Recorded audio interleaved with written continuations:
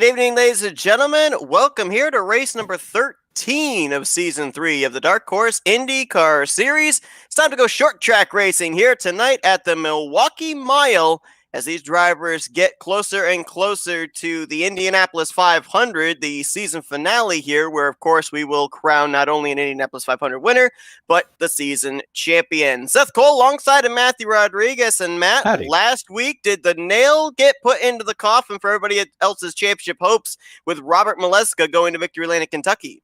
I mean, effectively, I think it's a little bit of too little too late. I mean, even if Maleska kind of runs poorly the rest of the season, he pretty much will have his championship on lock. He would need to wreck out or not show up for the rest of the season for anyone else to really have a chance. Qualifying is currently underway. A lot of the faster cars that we expect to see up at the front have actually gone out there and taken time. Right now, fastest car would be Robert Maleska III, Nick DeGroot behind him in second, then Charles T. Derek Schaus and AJ Hobson putting in a very nice lap time there in the 63. Right now, they are the top five. We've still got about 6 drivers that have about a little more than 3.5 minutes to go out there, try and see if they can sneak into the top 5.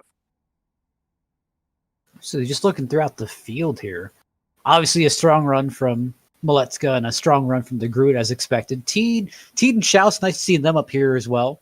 Schaus, I still have him penciled in for another win before the season ends. Yeah, Schaus got very close back at Watkins Glen.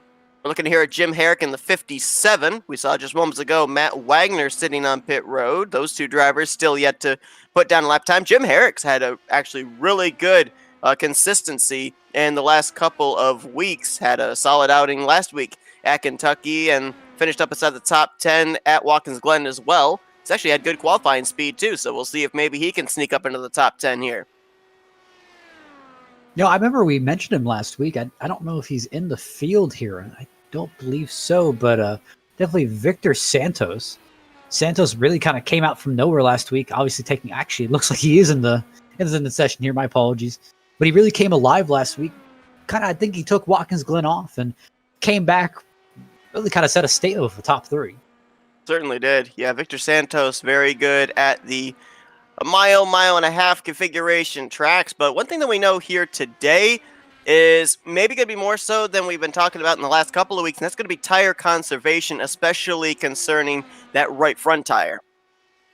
Yeah, I mean, here's the thing. With this being a flat track, a lot of his setup is based around helping the car turn on a flat track. Now, unfortunately, to turn and kind of keep that speed up, a lot of pressure and a lot of temperature gets put onto the right front, which unfortunately can turn it into a marshmallow, and you can easily lose a tire, blow it out, run into a wall, or the thing just won't turn, which evidently you'll meet the outside wall very quickly. Matt Wagner, who comes into this race 4th in the point stand, you saw him first lap, 5th quickest, second lap, top of the board. So right now, Matt Wagner stands to pick up his first pole of the season, as we're looking now at the 3 of Dylan Moskowitz, who might possibly be the last driver to take time here in this qualifying session. Now, speaking of Moskowitz was kind of one of those guys who snuck into a top 10 last week, almost had a top 5. Yeah, Moskowitz, for the most part, runs the speedway races. We don't normally see him at the road courses. 10th in the point standings coming into this race, and of course a teammate to the current points leader, Robert Maleska III. So you got to be certain that some information gets passed back and forth between Maleska to his other 2 teammates. The other driver out of that team is Jeff Heisong, who we saw run really well last week, and he is in the field here tonight as well. It looks like right now he is slated to roll off from the 20th position. But these drivers start to get themselves ready here for qualifying to come to a conclusion, and it looks like nobody will be able to challenge Matt Wagner here for the pole position. We had some news announced this week that Season 4 of the Dark Horse IndyCar Series, the schedule has been announced, and I know that there's a couple of tracks you were really excited about that were on the schedule there, Matt. Some new ones that they aren't running this season, going to be added to the schedule next year. I mean, one of the dates that I've got circled down in my mind has to be Long Beach. I've heard some reactions in the chat with some moaning and groaning. Unfortunately, lost Circuit of the Americas will be gained to Long Beach, and I'm actually kind of acceptable. I kind of like that.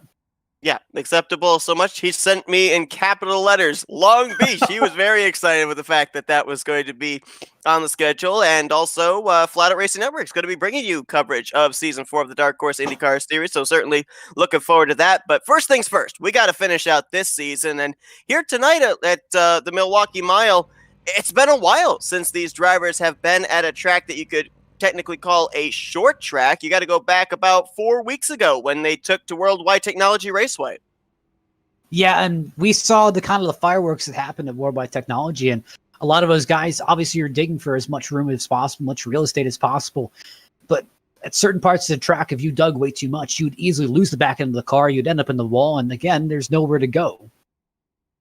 Take a look at our starting lineup here tonight, brought to you by Lionheart IndyCar Series, as Wagner topples Robert Mileska III. Mileska was looking for his 9th pole on the season, but Wagner's going to get his first. They'll make up row 1. Nick DeGroot, the former champion, he is going to be third alongside of Charles Teed, who I want to talk about Charles Teed in just a few moments as maybe a dark horse driver to look at, no pun intended. Then it's Eric Schaus, AJ Hobson, row 3, Eric Peterson, and Covey Moore, who was actually for a brief moment top of the board in practice before a lightning fast lap time from Mileska III dropped him down to second. So watch for Covey Moore to be consistent in speed here today. But as we look at the rest of the lineup here, Charles Teed last week had a great run at Kentucky, so he's got the momentum. And if you go back to the very first short track that these drivers took to earlier on this season, that was Iowa. Who went to victory lane? Charles Teed. So keep an eye on him. He could be the guy to watch here tonight to maybe try and join Robert Mileska III as the only two-time winner, or multi-time winner, I should say, on the season. I mean, you got to look for some of these guys know that their championship season is pretty much over. So right now, they're just going for trophies. They're going for wins, and I think they can really scare some of these guys up in the front of the point. Now, what do you think about track position here today? I mean, I was watching these guys in practice, trying to get an idea about, how easy it was going to be able to make passes in this race. Really didn't see a whole lot of passing going on. Mostly it was drivers out there running single file. I don't know if they were just measuring up their car to the cars either in front or behind them, or if they were concentrating on qualifying laps, but it's a short track, so I would assume passing is going to be a little bit more difficult for them than it would be maybe at a wider 1.5 mile track. Personally, in my approach, I would really love to qualify here because I don't want to be stuck back in the pack and have to work through some of these guys, because at that point I'm burning up my right front tire. I'm kind of using my tires to get around traffic that I easily could have gotten around in qualifying.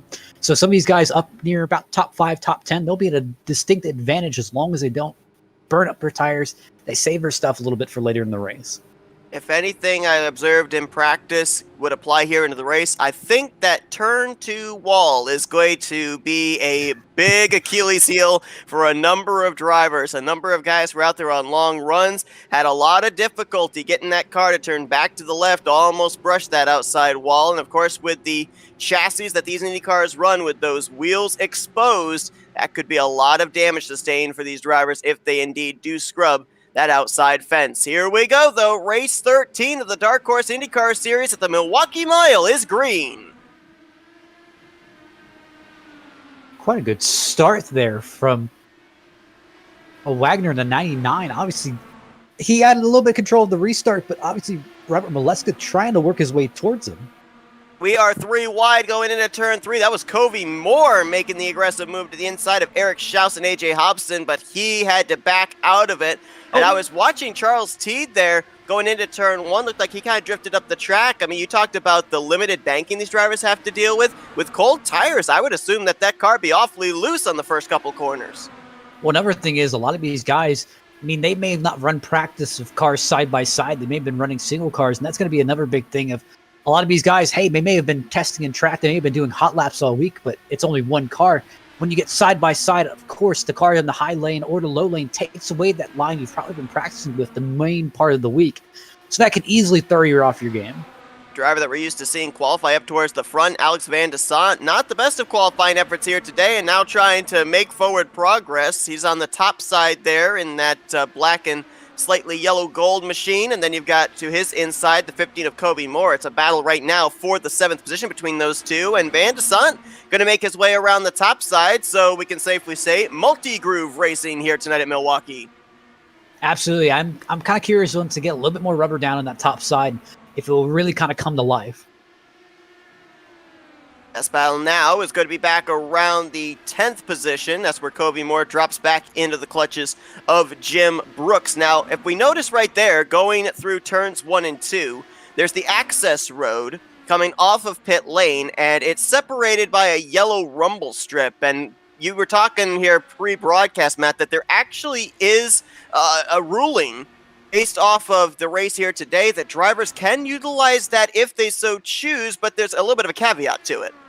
Absolutely. Obviously, drivers are allowed to run all the way down to that yellow rumble strip, even further if they'd like, but they cannot advance their position below that yellow rumble strip. If you dive down there to advance your position, you will be black flagged if you do not give it back. Now, I've noticed that nobody yet, at least up towards the front, has gone down to really use that. A couple of drivers have gone down, put their left sides on the rumble strip, but nobody has ventured any lower than that. And from what I remember, at least back at road courses with these Indy cars, is if you get onto the rumble strips, they're actually slicker than the racetrack itself. So that might be something I would think that would make these drivers think twice about maybe going down that low in 1 and 2. I'd say with new tires, I wouldn't really be worried about the kind of the change in traction.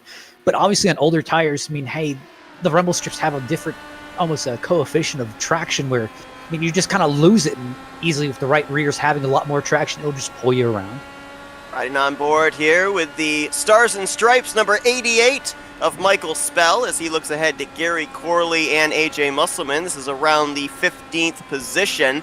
For the most part, up towards the front, everything has gotten rather single file. Best battle right now might be where Alex Van de Sant is trying to close up on the back bumper of Eric Schaus for the 6th position. You know, I can tell you one guy who just really wants this season to end. That has to be Nicholas Winook. Man, he has not had a very good season here. No, he certainly has not. Right now, Nicholas Winook, last car running in the 25th position. Another thing we should keep an eye on here, just based on the fact that the field has gotten themselves rather spread out, the fuel window for these drivers is going to change as this race goes on. The drivers are going to start out with roughly about 35 to 39 laps in the tank. When they come down pit road the first time, then they'll be able to go about 45 laps before having to come to pit road for what could potentially be a second and final time. Now, I'm really curious about those guys who really are in the back 10th, 15th place here at the moment, that battling around, having that draft. That draft may save them a few more laps of fuel than guys up front like Wagner, Maletska, DeGroot, Teed, those kind of guys. Jim Brooks in the 76, back in that area you were just talking about, around the 10th position. David Leclerc, who had a solid outing last week at Kentucky, running in that 12th position. And we know that he likes to ride the high side of the racetrack. Maybe not here today, though, because as stated, that outside wall is going to come and get you. But look right there, and yeah, he ran about the second and a half groove through 1 and 2. So one of those drivers that you cannot qualify as a bottom feeder, David Leclerc, and we've seen that all season long, especially at the mile and a halves. It's like a battle for at least 6th here with Eric Schaus and Alex Van de Sant. And Van de Sant has, since we dropped the green flag, picked up now 3 positions, trying to look for a 4th here on AJ Hobson. I got to wonder here in terms of the 317. I mean, he's making good time. He's picking up positions, but how much of his tires is he using up in all of these battles that he has to get into? I mean, I'm kind of seeing him here, at least with Schaus, and he didn't really put up very much of a fight with Schaus, even though he had the dominant lane. I think he's really just trying to, well, as I say that, he's going for a pass now, but I really think he's just trying to save up his tires here and not really battle. I mean, obviously, if he's faster, he's going to let him go, trying to see if he can learn something for later in the race. So now going to complete that pass on Schaus is, Schaus got a big run, going to cross him over off of turn 2. So that battle's not over just yet.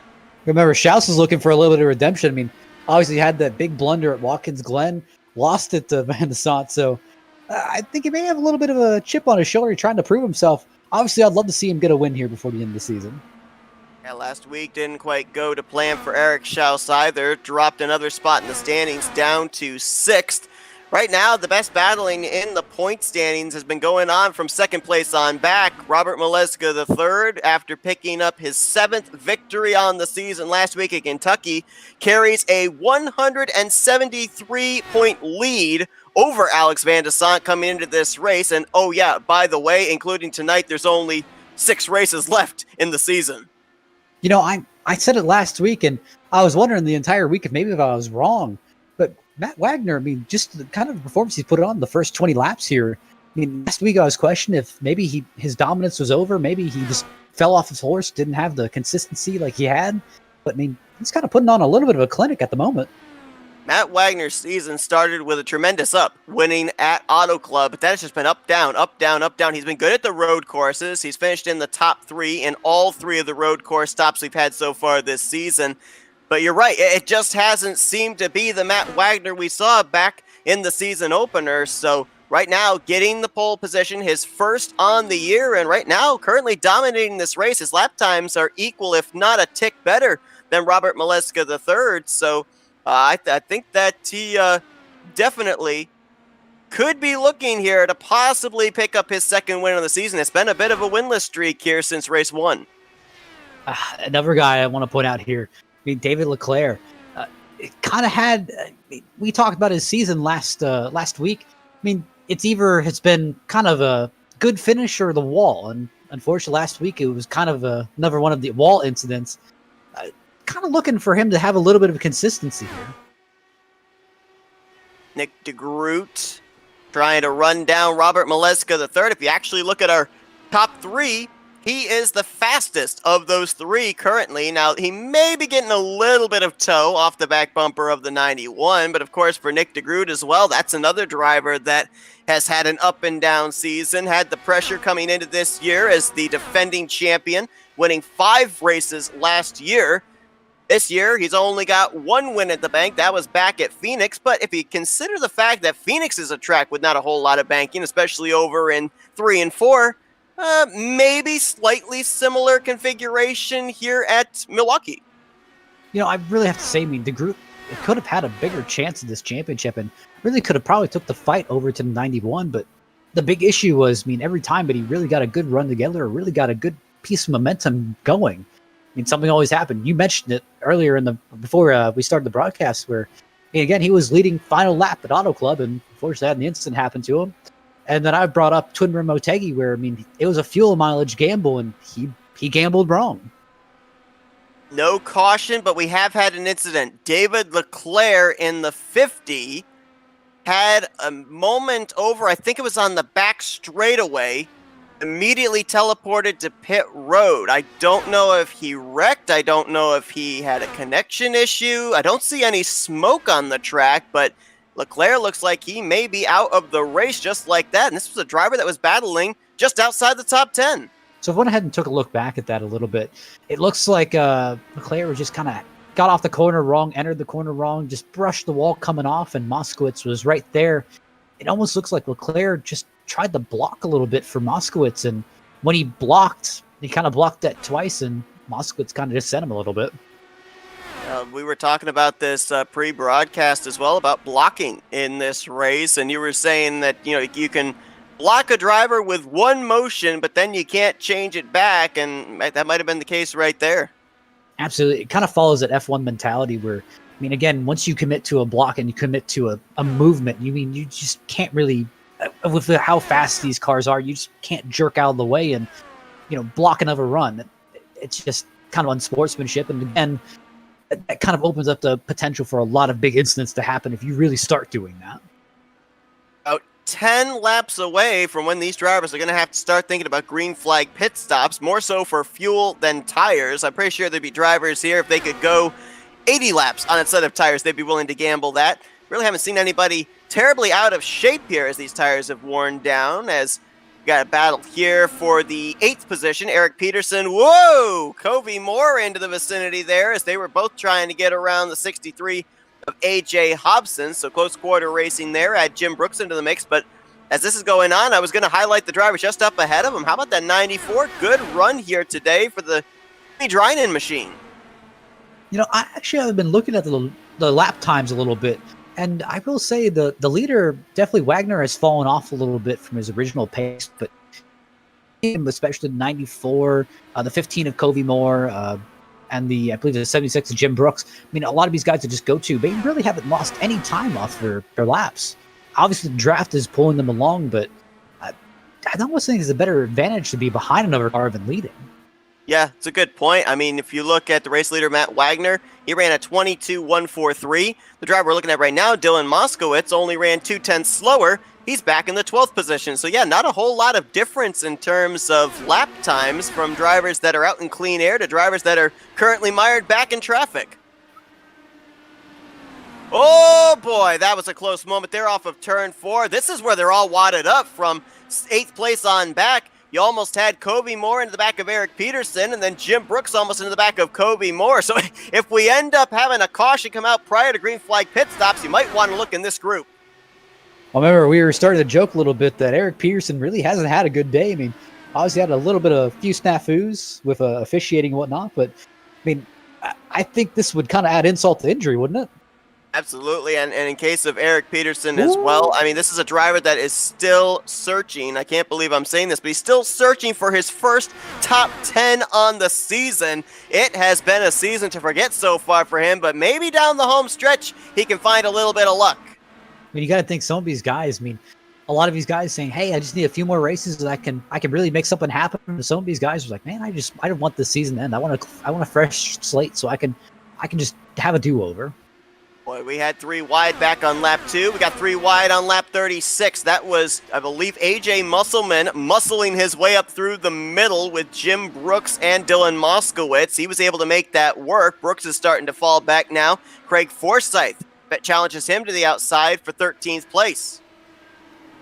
Man, I'm just seeing, I think that's the 94 of Jimmy Duran. Moskowitz really been poking his nose. You see Musselman, or not Musselman, I'm sorry. Craig Forsyth really stick his nose in there. Oh, 94. Whoa! Yep, Forsyth's coming to pit road, and Drynan put a little bit of a block there on Dylan Moskowitz. Looks like another driver down pit road. That's Alex Van de Sant coming to pit road from the 4th position caution. Oh, yeah. Looks like Gary Corley in the 7 car. Looks like out of 2. Looks like he may have gotten just a little bit of assistance. Oh, that doesn't look good. Definitely made contact with the rear end of that car. Rear wing is missing. I also saw the 4 of Joe McAdory's speed decrease. I don't know if he got a piece of it or not. And I think just before that caution came out, I think the 91 of Robert Maleska III had actually crossed the commitment line. So he was able to make a pit stop there after the caution was waving. Seth, I keep looking back at that incident that brought up the caution. I'm kind of in the group that's not a good look. But it was kind of everyone kind of stacked up, and it almost looks like Jim Brooks had nowhere to go. Yeah, who was the car that was almost nearly stopped in the center of the corner there? Because that's what led to that contact where Corley was in the middle line. Car changes from the top side to come back down, and then the contact is made. It honestly looks like Duran just kind of parked in the middle of the corner, almost like Moskowitz kind of shocked him a little bit. He wasn't expecting him to be there, and he expected a larger arc down. I don't want to completely put the blame on Duran because, I mean, I'm looking at Brooks here, and Brooks he tried something different. I mean, obviously with the 7 of Corley kind of going down the block, Brooks went down to the apron and kind of went to the no zone. But, I mean, when he came back up, there's almost no room for him. I mentioned about the fact that I saw Joe McAdory rather slow in the telemetry. I think he got a little piece of the incident as well with the right front wing. So at least 3 drivers involved in that one. And going back to your point there, too, it was just looking like, I was mentioning that a lot of drivers, despite the fact they had nearly 40 laps on their tires, they still looked like they were doing pretty well, managing speed through the center of the corner and everything. The one driver that really looked like he was struggling, though, when we crossed that lap 35 threshold was Jimmy Drynan. Was really slow off the corner, and right there as we saw through the center of the corner. So Boy, that's something we got to keep an eye on here if we go into another long green flag run, if other drivers run into that issue, because it's a short track. Different drivers are going to have different braking zones and different let-off points, and that could lead to some contact possibly later on down the road as well. I think that may have been a little bit of a brain fade as well. I think that may have been a little bit of brain fade. Just, hey, you're running your same line for so many laps, or hey, you're digging for so many laps, and eventually, just suddenly you have your preferred line taken away, and it kind of just throws you off.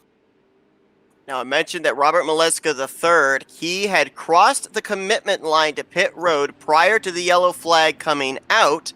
Therefore, he remained on the lead lap, and he is going to cycle around as the race leader with Matt Wagner, Nick DeGroot, Eric Schaus, and Charles T, the completion of the top 5. And this is going to be interesting, too, to know just how strong a race car Matt Wagner has, because it's not like Maleska's at a huge disadvantage tire-wise to the other drivers behind him. He's only got 2-lap-old tires, and those 2 laps were run under pacing when he left pit road.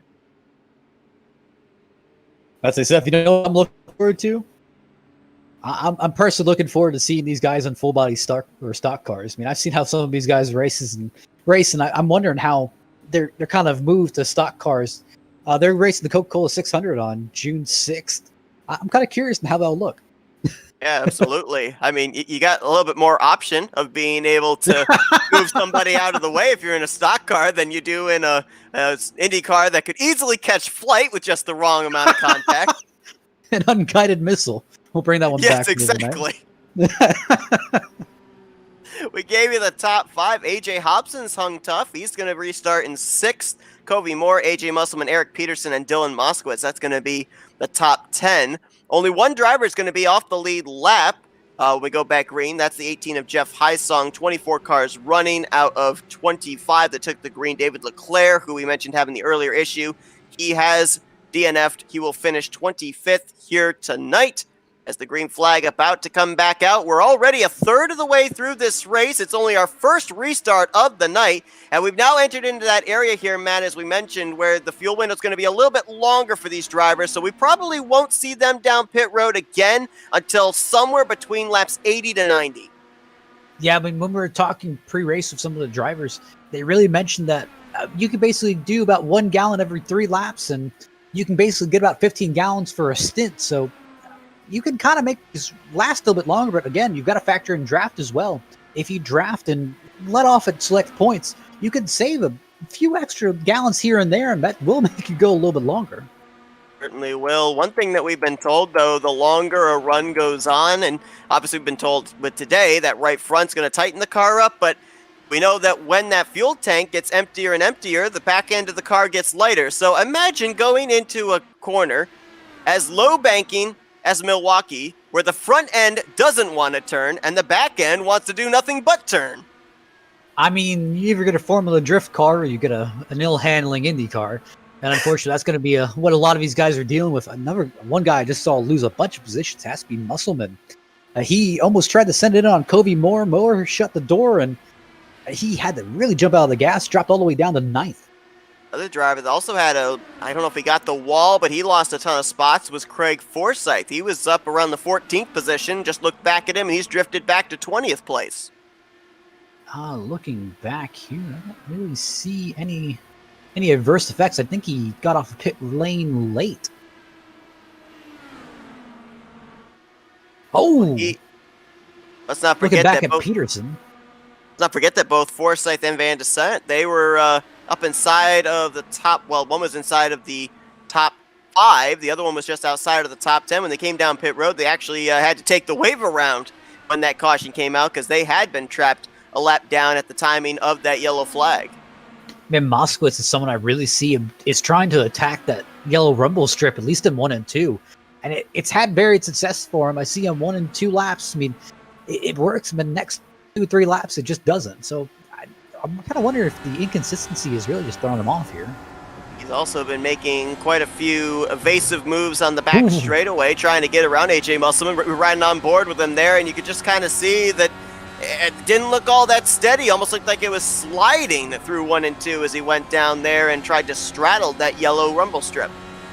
And see, the key with the Indy cars is trying to be as smooth as possible because really, if any form of racing, as smoother you are, the faster you will be, and the kind of the less time you'll lose.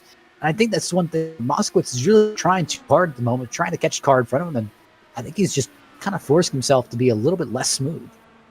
Covey Moore trying to reel in A.J. Hobson for 6th, as Hobson not too far off the back bumper of Charles Teed for 5th place. But Robert Maleska III got the race lead with the timing of that yellow flag. Matt Wagner, who had led every lap up to that point, now runs back in 2nd. And while the lap times are the same, the situation has changed. Wagner is no longer in clean air. And so now the question is, A, does he have a strong enough car that he had earlier on to be able to get up there and challenge Maleska for the lead again? Or B, is he going to have to wait potentially on pit strategy to get this lead back?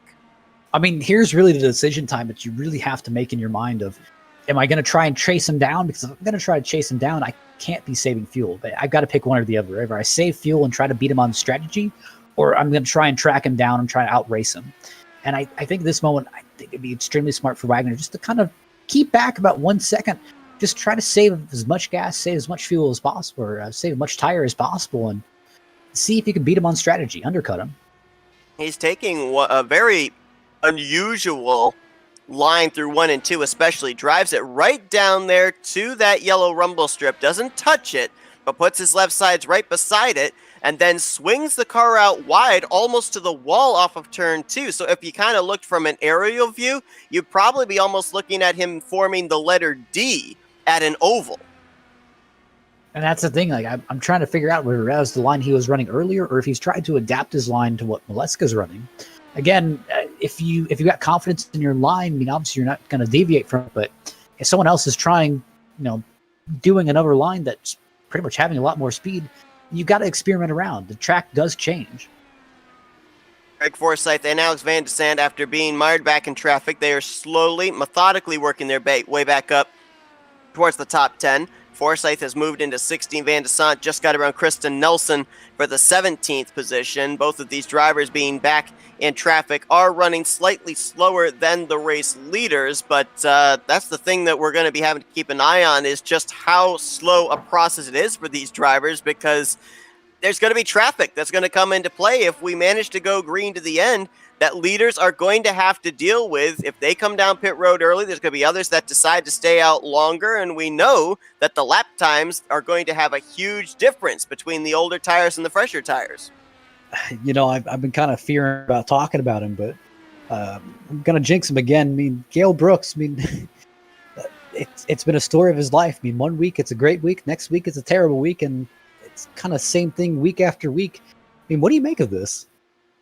And I've never seen him have such good luck and such bad luck. Well, I'm going to say it's the different configurations of tracks. I mean, you consider the fact that we don't really go to any track that is similar to another. I've tried to make comparisons here today about it being a short track, so look at drivers that did well at Iowa and Worldwide Technology. It's got the low banking, so look at someone that maybe did good at Phoenix. But every single track has its own uniqueness, so there's no consistency for a driver to be able to lean on here. You've got different types of short tracks, different types of 1.5 miles, different 2-mile tracks in the form of Auto Club in the season opener, and you got the 2.5-mile speedway of Auto Club at the end of the season. You've got different configurations of road courses, from the long ones at Circuit of the Americas to the shorter ones at Watkins Glen. So, you're going to a brand new track every single week. I think that plays a huge factor into the up and down seasons that we've seen a number of drivers have this year.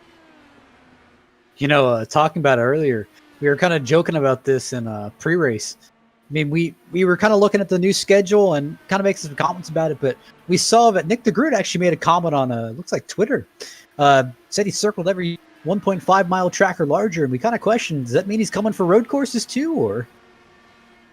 Yeah, we were wondering, a lot of the road courses out there are over 1.5 miles long, so. Well, hey, he finishes top 3, we'll ask him.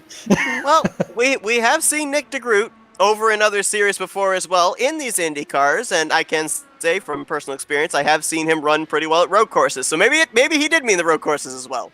Obviously, I can already tell that Long Beach will test these drivers in various ways, as well as Road America.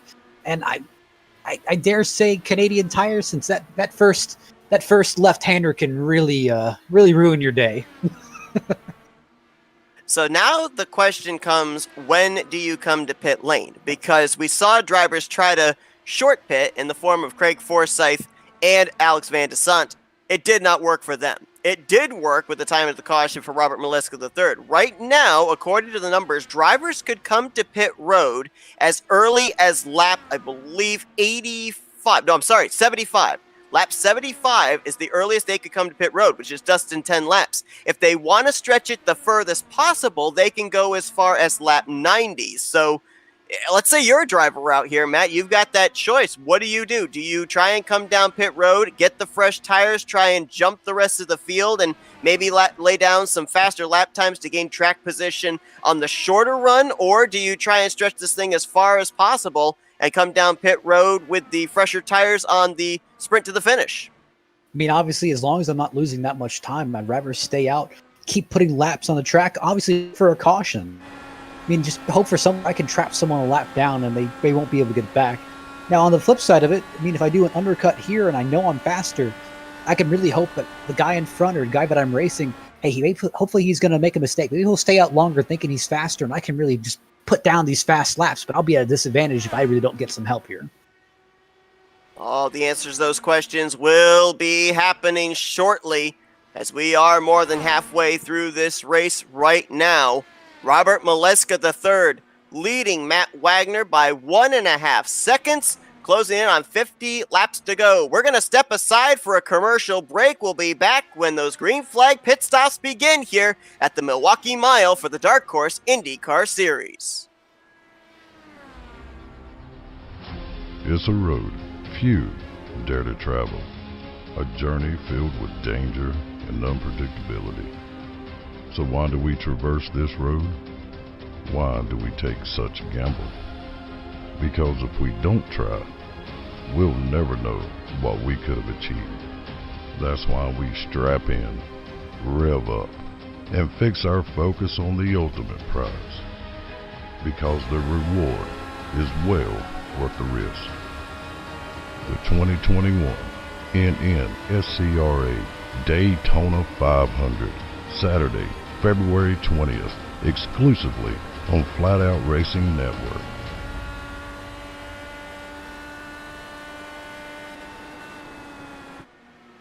ETE Reman is the world's best remanufacturer of transmissions for import and domestic cars and trucks. Based in Milwaukee, Wisconsin, our customers are repair shops, auto parts stores, dealerships, and distributors. And with 6 nationwide warehouses, we're where and when you need us. So when you're looking for a transmission that is like new, only better, instill confidence and install ETE Reman.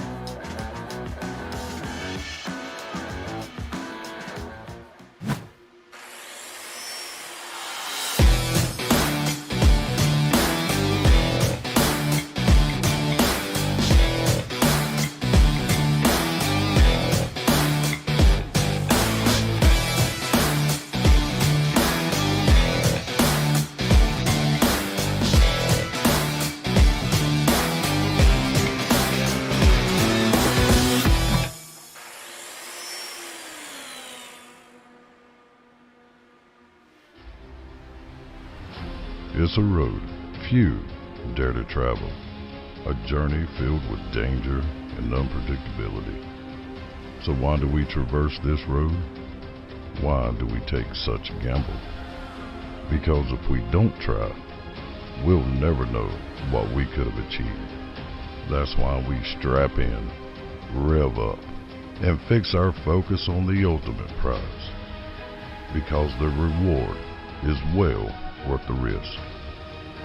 The 2021 NNSCRA Daytona 500, Saturday, February 20th, exclusively on Flat Out Racing Network.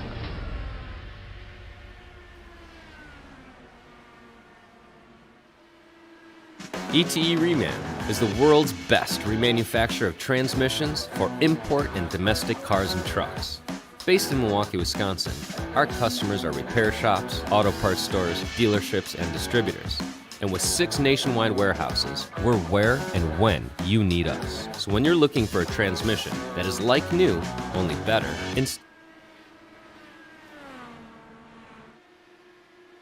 Closing in on 45 laps to go. Actually, we've hit 44 laps to go. So the fuel window is open for drivers to make it the rest of the way should they so choose. We've already got a taker on pit road. You know, I'm looking at Gary Corley. I don't think that was the scheduled pit stop. I mean, he was coming out of 2, nailed the back stretch wall, and almost slowed down to about 50 miles an hour, just limping it back to pit road. Yeah, you could definitely see that was not a normal pit road entry by any stretch, and we were talking about this during the commercial break. Not really many drivers have had to use a faster pair here today. They've only got one at their disposal. Gary Corley, though, who's brought out the only caution of the day, is the only one we know for absolute certain did use a faster pair, and so getting that added damage, having to come down pit road, going to lose him quite a bit of time. Yeah, I mean, we can kind of, on a show of hands, I mean, these guys who had really not a great day. I mean, one of those guys definitely has to be Gary Corley, and another one of those has to be Nicholas Winook. I mean, Winook is either he just kind of missed it this week, and you know, some weeks are just not your week, and unfortunately, I don't think this one is his. Another one has to be Jimmy Drynan after having that really hot start. After that caution or at first caution, just has not recovered. Another surprising one, at least, has to be Van de Sant. He seemed off. Yeah, he seemed off just from the start, really. Started this race outside of the top 5. We're used to seeing him up inside the top 5 week after week, no matter what type of configuration the track may be, as we're watching this battle around the 6th position with Hobson, Moore, and Peterson. But we did have another driver that we just saw came down pit road. He got bit by the short pit strategy earlier on with the timing of a yellow, fell a lap down, got the wave around, and Craig Forsyth, again, going back to the short pit strategy. Looks like Jim Herrick in the 57 coming down here as well. Remember, these drivers, they can go as far as lap 90 should they so choose, but a couple of drivers deciding to undercut it here. I mean, you got to think, but just try to shake it up a little bit. Try to do something different from your competitors. I mean, see if you can catch them off guard. Jim Herrick is 12th in points coming into this race. Craig Forsyth, 9th in the standings, so could be a couple of drivers making some last-minute moves to maybe get themselves up inside of the top 5 in the point stands at season's end. Todd Schneider in the 86 come to pit lane here as well, as Kobe Moore was up on the back bumper of A.J. Hobson for 6 just moments ago. Had to check up through 3 and 4, Ooh. and now there's a little bit of distance between the two. I'm going to tell you, if Robert Miletzka about had a heart attack, I think that was the 57 of Jim Herrick. Herrick almost ran right in the back of that 91 coming to pit road. Miletzka is on pit lane now. Covey Moore in the 15 coming to pit road. And so this is the question we were asking about. Matt Wagner led the early portion of this race, the first 40 laps, lost the lead on that caution to Robert Miletzka III. Would this round of green flag pit stops be where Wagner gets the race lead back from Robert Miletzka III? We're just going to have to wait and see, as Alex Van de Sant has hit pit road in the 317. Looks like Kobe Moore just now leaving pit road. You know, I'm really wondering if Miletzka kind of went to pit road to try to get away from some of the lap cars. I mean, he was kind of catching a big pack there, and he was having, looks like a little bit of cars. I know, obviously, there's no playoffs here, but I'm going to liken the strategy of Robert Miletzka III to a driver that wins the season opener and locks himself into the playoffs. He's got the luxury to kind of play with strategies like that to see if it'll work out, to maybe give him his 8th trip to victory lane, just with the fact that he has a 170-plus point lead coming into tonight, as looks like our 2 race leaders now, Matt Wagner and Nick DeGroot, have hit pit road. Yeah, that's the thing where Miletzka's really just kind of raced himself into a position where he doesn't really have to go out and perform every time. If he really wants to take an easy off week or kind of just ride around, and I mean, again, this is kind of uncharacteristic for a racer, but even if he kind of just wants to ride around and have fun, he doesn't have to. Eric Schaus was the race leader. He came to pit road. Charles Teed going to follow him in. And now we've only got, I think, 3 drivers that are yet to pit, and they'll probably be in here in the next lap and a half. Dylan Moskowitz out in front. Jim Brooks, and we're also waiting on Joe McAdory, as here comes the 3, here comes the 76. So, yep, right around lap 90, everybody's going to be making what is probably going to be their final stop of the day. We've run clean and green aside from one incident back on lap 45, and we could very well be looking at a race that's going to finish under green flag conditions with 30 laps to go. The gap now, caution out. Oh no, there's a car there on the back straightaway facing the wrong way. That was Victor Santos in the 24. I wonder if he spun out coming out of pit road. He very well could have. I'm almost wondering too. I was wondering about this when we saw them running down there on the inside of 1 and 2, how that was considered a racing line. If drivers were coming off pit road using that as an access lane, would there be contact between drivers that were on the racetrack using that as a bit of a shortcut and drivers that were coming off of pit lane? I just looked at it. It looks like Santos just got a little bit over grandiose, kind of getting off of pit road. But I'm going to tell you, 2 people that about had a heart attack has to be Craig Forsyth and Jim Herrick. Here's the 24 coming off of pit lane. And let's see what it... Oh, yeah, wow, that thing just snapped on him. My goodness. I think it's just a combo of cold tires, and these cars do have a lot of torque in the lower gears, and I think he just put the foot down trying to get back up to speed. I mean, he saw the car in front of him, wants to get up to him, and just too much, too early, just snapped right around. You're absolutely right. It is amazing that was just a single car incident, because there were about 2-3 drivers that were coming off the corner there, and you saw right there, as we were riding on board with him, when he shifted up a gear, the car actually wanted to snap around on him, even coming through turn 1. So I think you hit the nail right on the head, just with the low gear and revving up the car, having the wheel spin. I think that's exactly what happened to the 24. I will say, as a driver, it's embarrassing. You never want to have those kind of rookie mistakes that you know in your head, I can't do this, and it happens to the best of us. Santos, who last week had a 3rd place run, Kentucky, still sits on pit road getting repairs done on his number 24, currently 3 laps down. I believe the lucky dog under this caution will be going to the 86 of Todd Schneider. If not him, it would have gone already to Kristen Nelson. I didn't look to see if the lucky dog has already gone around yet or not. But I have to wonder here, Wagner came to pit road 3 laps after Robert Mileska III did. Did he want to see this caution? Because I was going to mention just before that caution came out, what was only about maybe a 1.5 second gap between the two had increased to nearly 4 seconds. Yeah, I don't really think this is really what he wanted to see. I mean, I think he would have enjoyed that little bit of cushion, just kind of play cruise control a little bit. But I mean, hey, plans get reset, and obviously this kind of gives him a little bit of a new opportunity for him. Keep an eye on Covey Moore and Eric Schaus. They're going to be restarting behind the top 3 of Mileska, Wagner, and de Groot. Moore has really been cutting his way through the field and been making some heart-stopping moves to try and work his way through the field. Was involved in a couple of 3-wide situations during the course of this race. And Eric Schaus has also been another driver picking his way through. And how about Alex Van de Sant? We talked about him doing the short pit early on in this race, getting trapped a lap down, found himself mired around the 14th, 15th position, and now he finds himself back up in the thick of it in 6th position. I mean, realistically, I look at all 3 of those that you just mentioned, and Moore and Schaus, they really have nothing to lose here. I mean, they're just trying to go get a race win. So, I mean, here's the thing: if they wreck, they wreck. I mean, they come out next week and they try it all over again. But Van de Sant, I mean, he's really looking here and saying, hey, he's still on the very slim chance that he can really kind of maybe make a mark in this championship. But again, he has to have incredible fortune. He needs to go up there, lead most laps, win the race, and he needs Mileska to have issues. And currently, those are not happening. We've only had 2 cautions so far in this race, and we are 3/4 of the way through tonight's event. However, this is the closest that these drivers are all going to be for positions since our first restart all the way back on lap 46. So, the question is, after 2 very long green flag runs, do we see the caution emerge a couple more times here now with drivers eyeing top 5s and top 10s? I mean, you may have been looking at that. Man, that looks a little bit weird.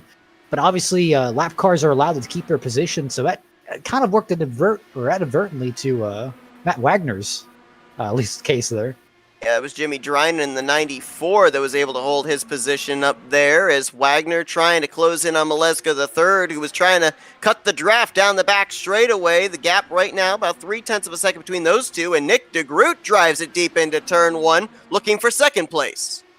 Is this the big three? Robert Maleska, Matt Wagner, and Nick DeGroot? Well, I think you got to say the big four. You got to add Van de Sant in there. And realistically, I'm looking at Kobe Moore right now, and Moore is just driving this thing.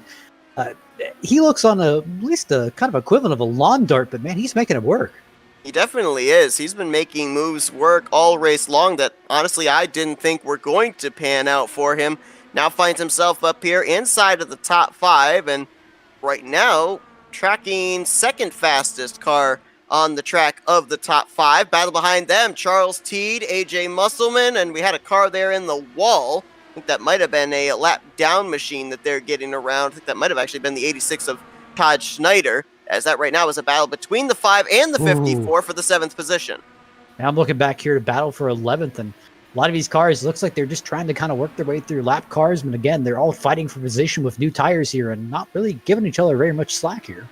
Jim Herrick, Michael Spell, and Eric Peterson in that mix. Herrick right now holding down the 11th position. Ahead of them, AJ Hobson and Craig Forsyth fight inside of the top 10. Just looking back here, man, it's just kind of a dogfight all over, just trying to really find your footing here. As things look right now, at least on the fresh tires, it looks like if you're trapped on that outside line, you're going to lose the spot. We've seen the longer the run goes on, that outside line really can actually be used as a passing lane. Vandis almost took down that inside too. Managed to recover it back, but Charles Teed looks like he passed him. Looks like Alex is going to give a little bit of fight now. Yeah, looked like Van de Sant thought about crossing over there out of turn 4, then turned the wheel back to the right, looking for the outside line. Still going to have to wait and see which lane Charles Teed gives him down here in 3 and 4. Teed takes the inside line. Van de Sant follows him, trying to set up for another pass here. And really, as I'm looking here, when you saw Maleska kind of drive out to another about second lead, obviously leader has really most advantage here, just being able to control the restarts, control lane, and kind of choose when you're able to go. Matt Wagner started on the pole, led the first 43 laps, I believe it was, and then lost the race lead to Robert Maleska III, who is chasing his 8th win on the season. Talk about a domination in a season for one driver. Robert Maleska, 8 poles, looking for his 8th victory in only 13 starts, and it's going to be Matt Wagner in the 99, who was running in second place. I'm wondering if maybe he just dug for a little too much. Go back and take a look. Ah. Oh, wow. Yeah, that looks like he just dug for a little bit too much. Got his left side's down there on the yellow line, and wow, the other thing just snaps around on him, noses it into the inside wall. That has fast repair written all over it, and even worse though, he's going to lose a lot of track position. We had 18 cars on the lead lap at the time of this yellow flag, so that is at least how far back he will be restarting, with only a limited number of laps left to go and a driver that was running at the time inside of the podium. I mean, originally there was 3, but now there's 2. You've got Robert Maleska and Nick DeGroot. Really, DeGroot's looked fast, but I don't know if he's got the speed to really keep up with Robert here on the restarts. Now, I want to see if we can just dissect this a little bit here, Matt, because this is the first time all race that we've really seen a car snap that badly off of turn 2. What would there have been that would have led to that car making such an evasive move to the inside wall? Really, I'm looking at his entry here, and his entry, he kind of went all the way from the wall and then dove it all the way down. Now, you obviously see that darker part of pavement. That's a different part of asphalt there. But he dives it even deeper onto that concrete. Once he gets onto that concrete, he kind of starts sliding up. The car starts plowing. So at that moment, he's starting to put a little bit more wheel into it to get it to turn. I'm afraid that maybe he just turned a little bit too much, snapped at the rear end, And once this rear end starts coming around, you've kind of got at least a little bit of a second to kind of catch it. And unfortunately, it's hard. It's hard to put it simply. Now, obviously, I don't have a whole lot of knowledge with these type of cars. With everything you were explaining right there, that would translate to me a driver that is really trying to get every little bit he can get out of his race car. Is that maybe why we haven't seen that type of an incident until now? Drivers were basically settling in for the long run, taking care of their equipment, not trying to overstep the edge. Yeah, I think the Groot saw the laps remaining and just kind of said, or Wagner just looked at the laps remaining and said, hey, I mean, I got to go get him now. And if I don't get him now, then I'm not going to be able to get him on more tires. So obviously just trying to push for everything he could. Well, Matt Wagner did come down pit road, did take on his one faster pair. He remains on the lead lap, but will restart in the 18th position. Gary Corley, with this yellow flag coming out, will get back in the lead lap. He'll restart in 19th place. And so now, as you mentioned, it's kind of, and then there were two. Robert Maleska III, who was certainly looking poised to take the championship this year, looks in his rearview mirror and sees the driver that took the championship last year in Nick DeGroot. Covey Moore, who's definitely been aggressive here today, going to line up there in third place, so don't count out that white number 15. Don't count out my boy Covey. He's got this. You got Eric Schaus back there, as well as Charles Teed. I mean, Schaus, as you mentioned, looking for that redemption from Watkins Glen a couple of weeks ago, and Charles Teed already has a short track win under his belt at Iowa this year. I mean, there's kind of just success all around. You got to think, I mean, a lot of these guys come to perform. Maleska's just trying to finish out the race, get a good finish, and pretty much lock down this championship. I mean, if he gets a win today, I mean, I'm fairly certain to say he's got this thing. And the Groot, hey, he's just trying to put a cherry on his season. I mean, this hasn't been the best season for him. He's just trying to end it on a high note. If he can go and sweep the last few races, I mean, that's what he's wanting to do. And look at Covey. Covey just wants to win. Covey's just all happy and happy and fine here. It's been a long road for Nick DeGroot. After the season opener, he was 23rd in points. After last week in Kentucky, he's worked his way up to third in the standings, and he is within striking distance to take second in points from Van de Sant. Green flag in the air, 13 laps to go here at Milwaukee. You know, I'm looking behind. Schaus did not get a very good restart. Almost getting swallowed up by Teed and Van de Sant now. Now they're going to split almost three wide down the back straightaway. Teed's going to take the position maybe out of turn 4. Yes, he will clear for the position. And now it's going to be Schaus battling back against Van de Sant to hold on to 5th. Hobson almost just took out the back of AJ. And I mean, he's got it close to some of these cars today. Van de Sant now going to be battling here with, close there between himself and AJ Musselman. And he was to the inside of make that to Eric Schaus as well. Now it's going to be Musselman and Van de Sant for the 6th position. Good run there for AJ Musselman. And how about Craig Forsyth? Two of these drivers right there in your shot. Van de Sant and Craig Forsyth were a lap down back at lap 40. This is why you run all the laps, because you don't know how it's going to turn out. Both these drivers now up inside of the top 10, closing in on 10 laps to go. I think Craig's little heart attack with the 24 coming off pit road may have just sparked a little bit of new life in him. Hey, if I survive that, maybe I can go up there and get a good top 5. Absolutely. Right now, Robert Maleska III, he has found a new gear. That last time by, he was a 10.5 quicker than both Nick DeGroot and Covey Moore. You can see it visibly translate to quite a bit of space on the racetrack as well. So if Nick DeGroot is going to have anything for Robert Maleska III, he's got to start chipping away now. Otherwise, he's not going to have enough laps to work with. Yeah, I'm looking at DeGroot, and DeGroot's definitely keeping him honest. I mean, if there's one thing that I will commend about DeGroot is he has consistency. He can find a fast lane and stick to it. And I think that's really Robert's Achilles heel, where Robert's fast. Don't get me wrong. Roberts can put down those hot laps, but I haven't noticed him being as consistent as DeGroot. AJ Hobson continues to drop. He's now fallen to 11th place, and we nearly had contact between Jim Brooks and Jim Herrick just moments ago as well. These drivers all back here racing tooth and nails from about the 10th to the 16th position. Eric Peterson and Jim Herrick got awfully close there. Peterson, as you mentioned earlier in the race, he's still looking for that first top 10.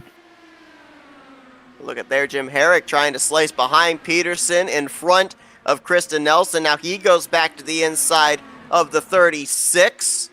About 4 or 5 cars in this mix. Right behind them, you see the familiar blue 99 of Matt Wagner trying to work his way through the field. still running in the 18th position, last car on the lead lap. And I'm still looking at this lead here, and Maleska and DeGroot may have kept about the same 0.5 the entire time. DeGroot seems to be rolling, I'd say 3 and 4, a lot better than 1 and 2, but Maleska can really kind of turn it on in the straights.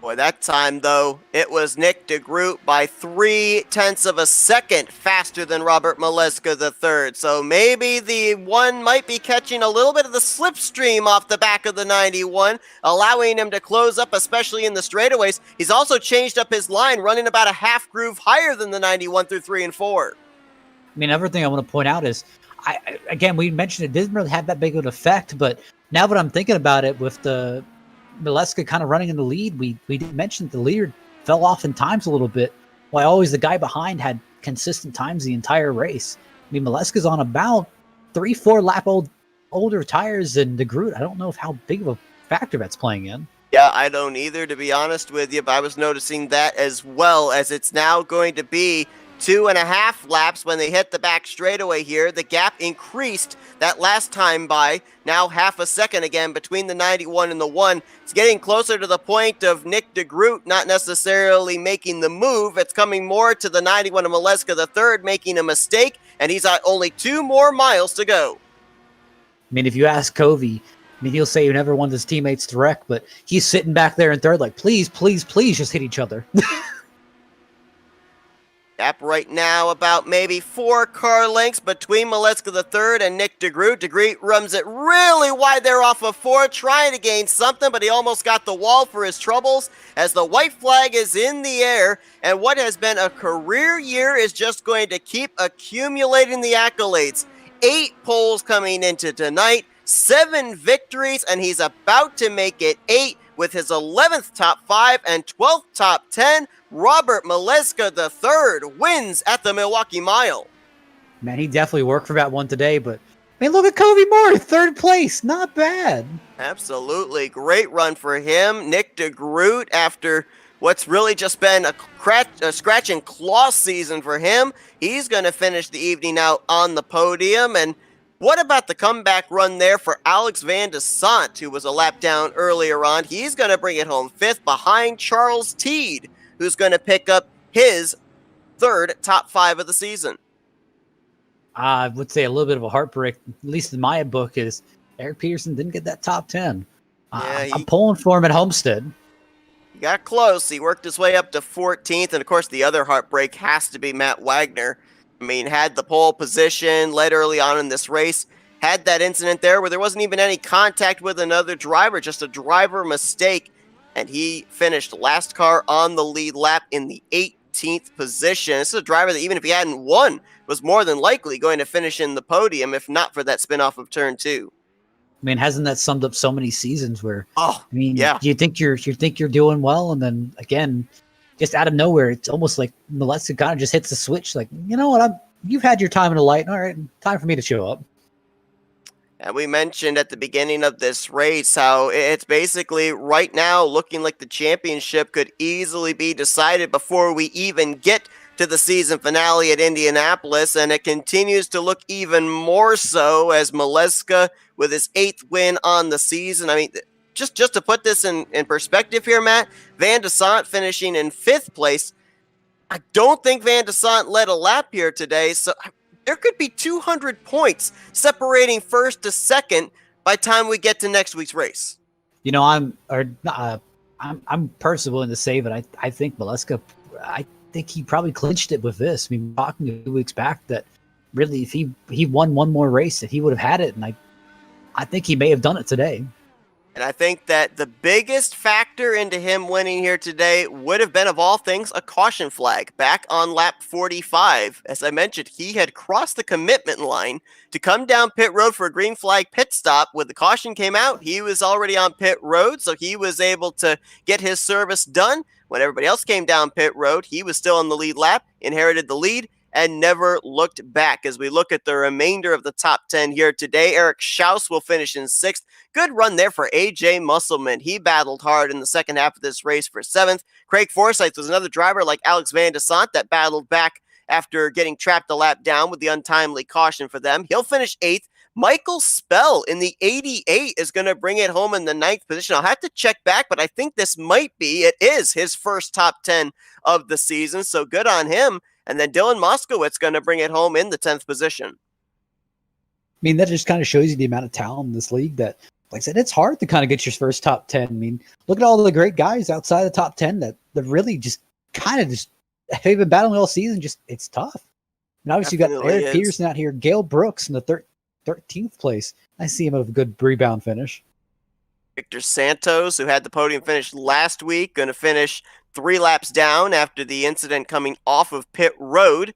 And the only driver that finished out of the race here today at the conclusion of these 120 laps was David Leclerc, finishing in the 25th position. But what do you say, Matt? Let's see if we can get some of our podium finishers here tonight. Oh, why not? Let's see if we can get Covey in here. If I can find Covey. Ah, there he is. He's been hiding from me.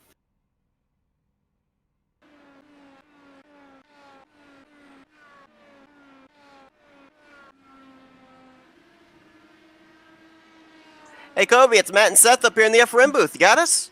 I got you guys. How's it going? Man, we were seeing drivers out there being a little bit tentative in terms of making passes, but not you, man. That 15 was wound up and ready to make moves. Looked like that car was one of the fastest out there in terms of picking up spots. If you'd had a couple more laps to be able to work with maybe a longer green flag run, did you have anything for the top 2? Oh, goodness, no. It was real tough to pass here. The short track configuration with the amount of downforce that's on the car just makes it kind of follow the leader and find a bit of clean air. I definitely made up a lot of time doing the undercut. I saw Robert Pitt ended up being 3 laps before a lot of other people did, and I thought that guy's fast. He's won a lot of races this year. We deal with him a lot, and I should probably follow what he's doing. And I was able to get clean track for about a lap and a half, 2 laps, while everyone else was making their way onto pit lane. And I think that made the difference up for me getting really moving forward. I mean, Covey, I know it's a little bit early to be talking about next season, but again, I mean, obviously with the points battle kind of being a little bit sewn up here, you've been looking fast these few weeks. I mean, you got anything for next season?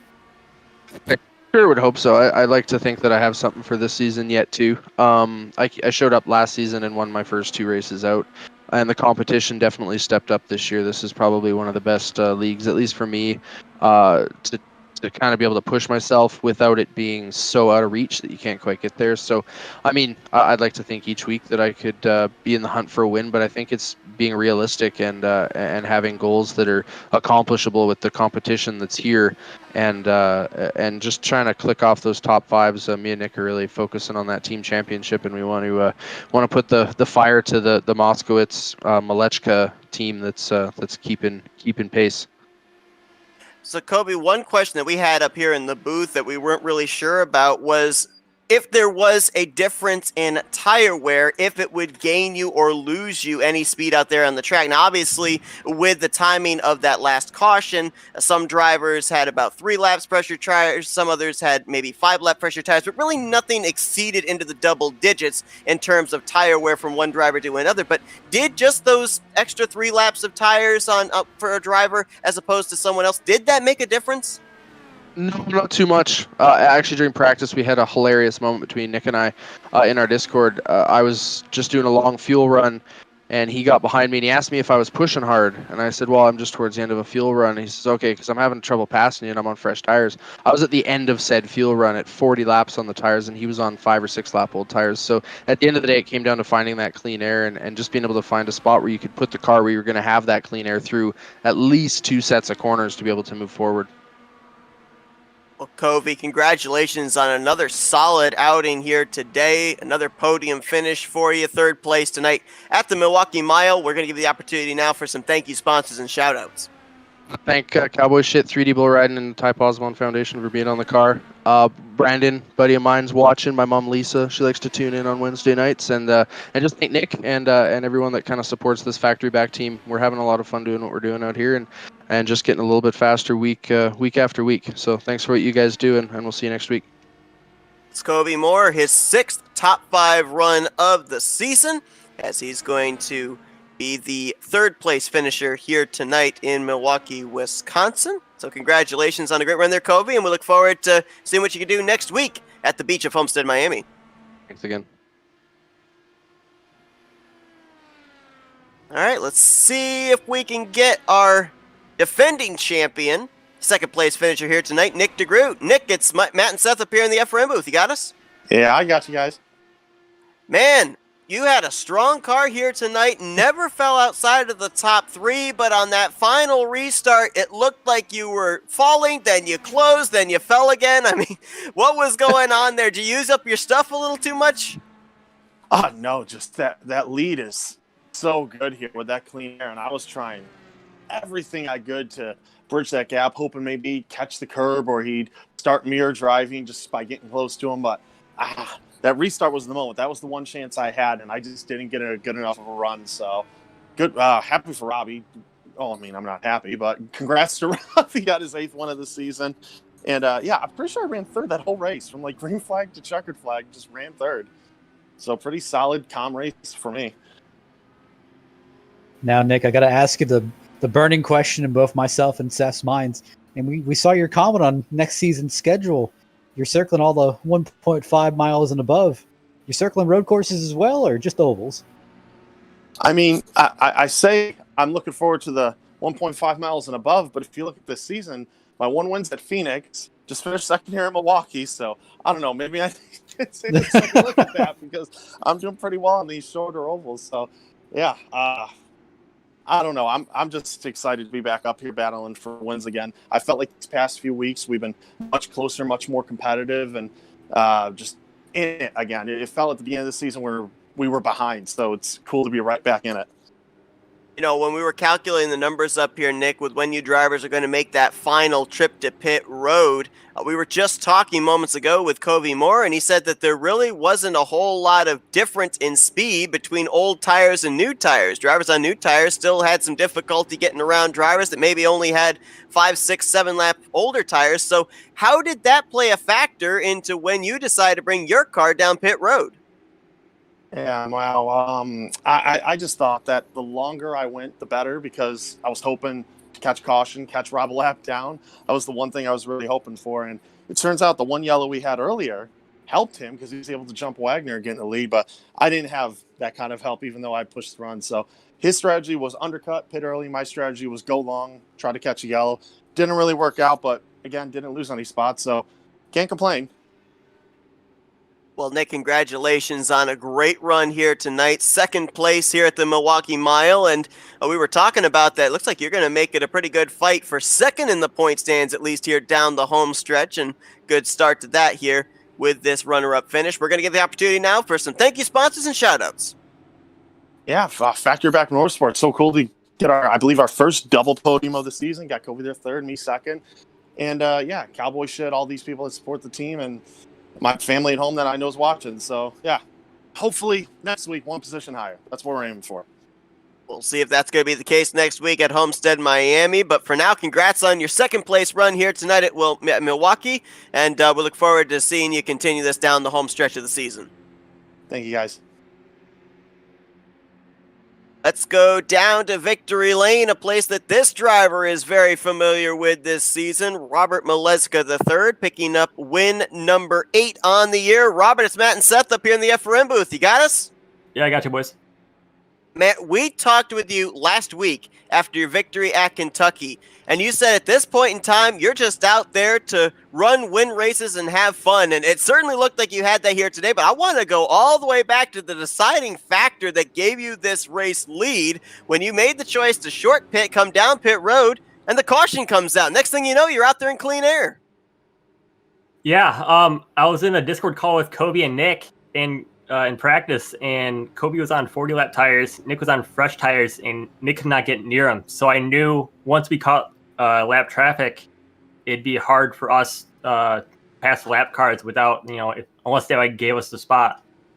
So I knew once we caught a pack of 3 or 4, I was going to pit and hopefully get the undercut. And I got a lucky caution there, I'll tell you that. Now, I kind of want to pick your brain a little bit. I mean, we kind of, I'm not sure if you exactly saw what happened to Wagner. Yeah, he got the curb, yeah. Yeah, I mean, have you looked back at it? Because when we were looking at it, we were wondering if he just kind of was pushing a little bit too hard and lost it out of the corner, or really just kind of hit the curb too much and lost traction. Yeah, I was just talking to the boys about that. In practice, it wasn't that big of a deal, but once we got 20, 30 laps on the tires, at least to me, it seemed if you caught that curb in 1 and 2 pretty big, when the car would offload off the corner after you catch the curb, it would get really, really light in the back end. So you can probably manage it if if you open the wheel up on exit. But I think Matt it sounded like he just did not expect it, which I wouldn't expect it that much to just spin him like that, let alone I guess take him out of the race, which was unfortunate for him. All right, so Robert, we've seen you win races this season at just about every configuration. We've seen you win at the road courses, tonight here at the short track. We've even seen you win at the 1.5 miles back at Texas. So I got to ask, heading into next week at Homestead, Miami, what do you think the odds are of maybe putting this 91 in victory lane for the 9th time this season? I'd say pretty good. I think it's going to be a decent amount of pack racing. If we can have good multi-group racing, that'd be great. But yeah, I think Homestead's I'd say probably top 5 strongest tracks on here. Any track that I can run the top, usually that's I'd say I'm somewhat close to unbeatable. But yeah, hopefully if we can run the top, I'd say I have a very good shot at winning. But like I said every week so far, as long as I get top 3, top 5, I'll be happy with that. Robert, it doesn't take very long for you drivers to make a lap here at Milwaukee, but I was able to run through in the span of that final lap all the accolades you've been able to pile up here, and there's still 6 races left to go, so still a lot more achievements that you're able to get here, including that Indianapolis 500 trophy at the end of the season. But man, you have been on a tremendous roll. Congratulations on another trip to victory lane here tonight, and now we're going to give the opportunity to do some thank you sponsors and shout outs. Yeah, thank you.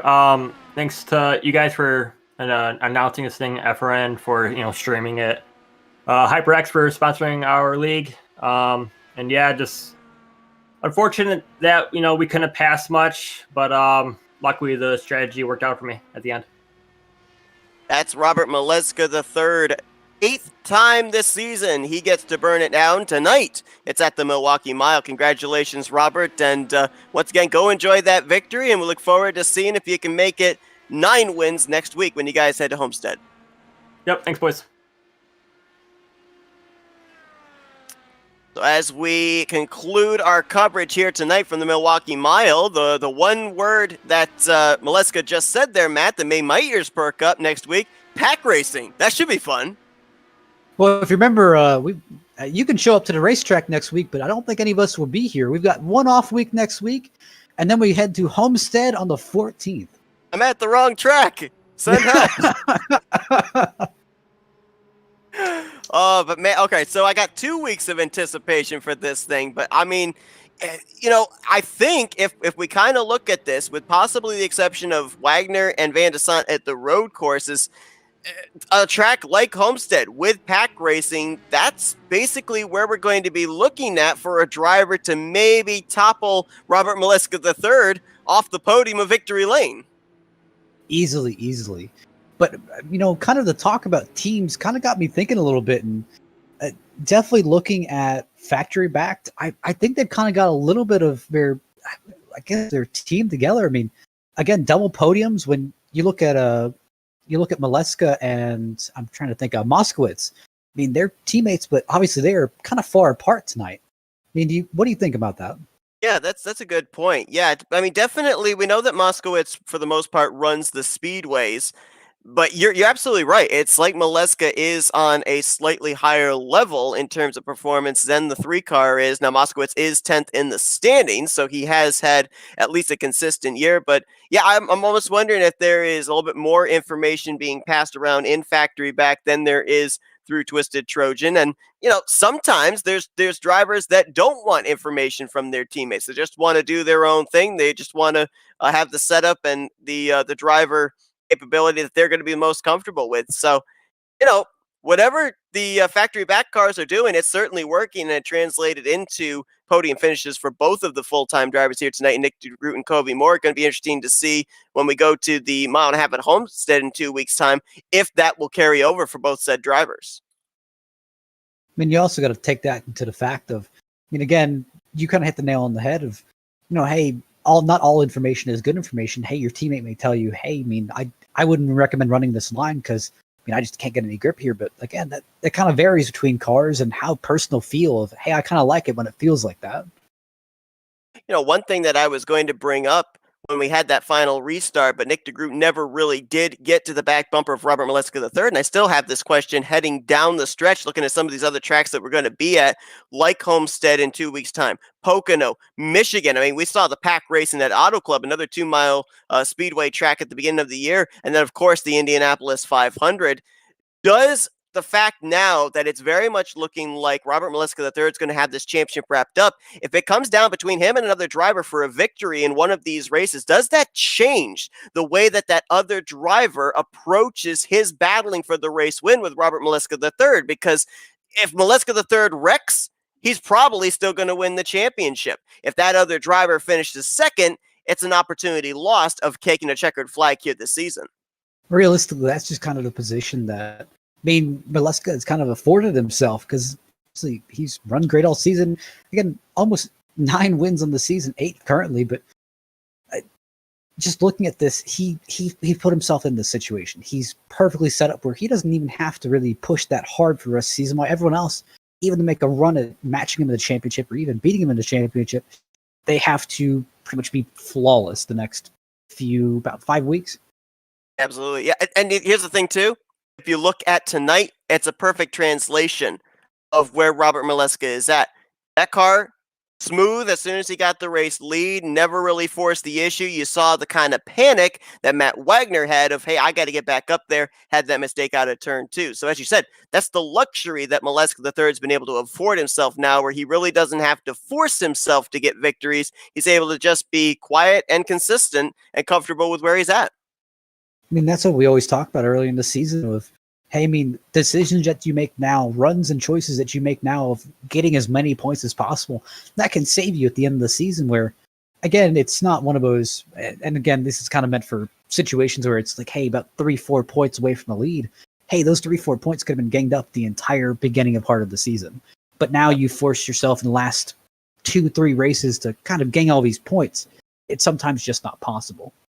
Say it so many times that usually a lot of points that you're lacking at the end of the season translate to points you could have gained at the very first race of the year. But man, we got a little bit of an off week for these drivers and for us to be able to anticipate the pack racing at Homestead, Miami. But I don't know if that's going to be considered a cool down period for Robert Maleska III, as he has been on a hot streak. Victory lane finds him once again here tonight. It is the 3rd time this season that he has won back-to-back races. And of course, one of those points was where he had a streak of 4 wins in a row. We'll see if he can go 3 in a row when they head to Homestead, Miami in 2 weeks' time. But Matt, it's been another good one here tonight. A lot of green flag racing here at the Milwaukee Mile, leading to some pit strategy. And Robert Maleska III taking the checkered flag. Appreciate you joining me in the booth. Absolutely. I have to say, this definitely has been one of the cleanest races of the season. Definitely nice to see. Definitely nice to see pit road play more of a factor into the race than the cautions themselves, though there was a caution that was a huge deciding factor around 40 laps into this race. But I digress. Thanks, everybody, for tuning in tonight. Hope you guys enjoyed our coverage from the Milwaukee Mile. In 2 weeks' time, these drivers will take to the Homestead Miami Speedway for race 14 on the season, 5th to last race of season 3 of the Dark Horse IndyCar Series. For Matthew Rodriguez, I'm Seth Cole. Thanks for tuning in here tonight to another broadcast courtesy of the Flat Out Racing Network. This broadcast is the copyrighted work of Flat Out Racing Network and may not be rebroadcast, retranslated, or used in any form without the express written consent of Flat Out Racing Network and iRacing.com Motorsports Simulations. Flat Out Racing Network would like to thank you for your support, and we hope you enjoyed tonight's broadcast.